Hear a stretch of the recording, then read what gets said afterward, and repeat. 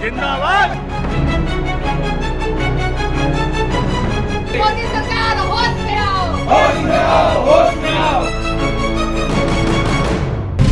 सरकार की bumper cell, सरकारी कंपनियों पर बम्पर ऑफर, सरकारी कंपनियां बेच रही मोदी सरकार। क्या बैंकों को बेचना ही एकमात्र हल? दरअसल देश के 6 बड़े बैंक अब निजी हाथों में बेच दिए जाएंगे। यानी अब आपके खून पसीने की कमाई अब सरकारी नहीं बल्कि निजी बैंकों के हाथ में होगी। लिहाजा एक बार फिर लोगों का गुस्सा फूट पड़ा है।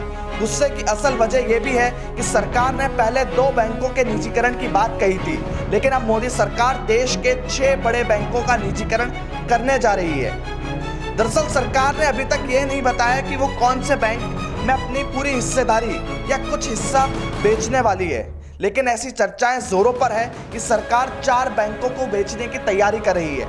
इनमें bank of Maharashtra, bank of India, Indian overseas bank और सेंट्रल बैंक ऑफ इंडिया के नाम लिए जा रहे हैं। इन चर्चाओं की औपचारिक पुष्टि नहीं हुई है, लेकिन इन चारों बैंकों के लगभग 1,30,000 से ज्यादा कर्मचारी के साथ साथ दूसरे सरकारी बैंकों के कर्मचारियों में भी जबरदस्त खलबली मची हुई है।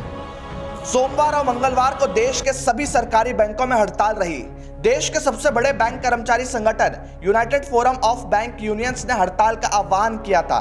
फोरम ने भारत के बैंक कर्मचारियों और अफसरों के 9 संगठन शामिल हुए।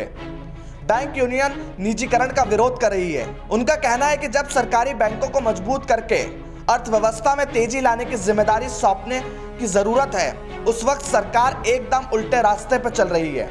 वित्त मंत्री निर्मला सीतारमण ने बजट में ऐलान किया कि इस साल 2 सरकारी बैंकों और 1 जनरल इंश्योरेंस कंपनी का निजीकरण किया जाएगा। इससे पहले IDBI बैंक को बेचने का काम चल रहा है और जीवन बीमा निगम में हिस्सेदारी बेचने का ऐलान तो सरकार पिछले बजट में ही कर चुकी है।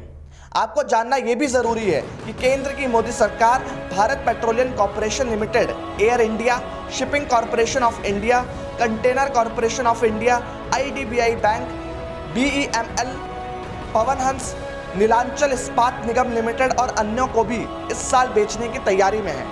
गौरतलब है कि 1969 में इंदिरा गांधी की सरकार ने 14 बैंकों का राष्ट्रीयकरण किया था। आरोप था कि ये बैंक देश के सभी हिस्सों को आगे बढ़ने की अपनी सामाजिक जिम्मेदारी नहीं निभा रहे और सिर्फ अपने मालिक और सेठों के हाथ कठपुतली बने हुए हैं। इस फैसले को ही बैंक राष्ट्रीयकरण की शुरुआत माना जाता है।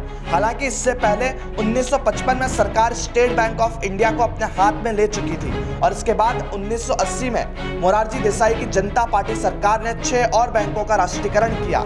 लेकिन बैंकों के राष्ट्रीयकरण के 52 साल बाद अब सरकार इस चक्र को उल्टी दिशा में घुमा रही है। Bureau report, the fact India.